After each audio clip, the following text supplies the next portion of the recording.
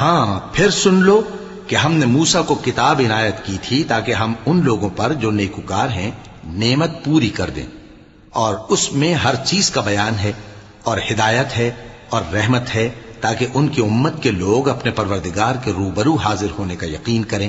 اور اے کفر کرنے والو، یہ کتاب بھی ہم ہی نے اتاری ہے برکت والی، تو اس کی پیروی کرو اور اللہ سے ڈرو تاکہ تم پر مہربانی کی جائے۔ اور اس لیے اتاری ہے کہ تم یوں نہ کہو کہ ہم سے پہلے 2 ہی گروہوں پر کتابیں اتری ہیں اور ہم ان کے پڑھنے سے بے خبر تھے،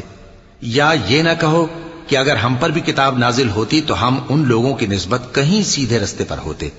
سو اب تو تمہارے پاس تمہارے پروردگار کی طرف سے دلیل اور ہدایت اور رحمت آ گئی ہے،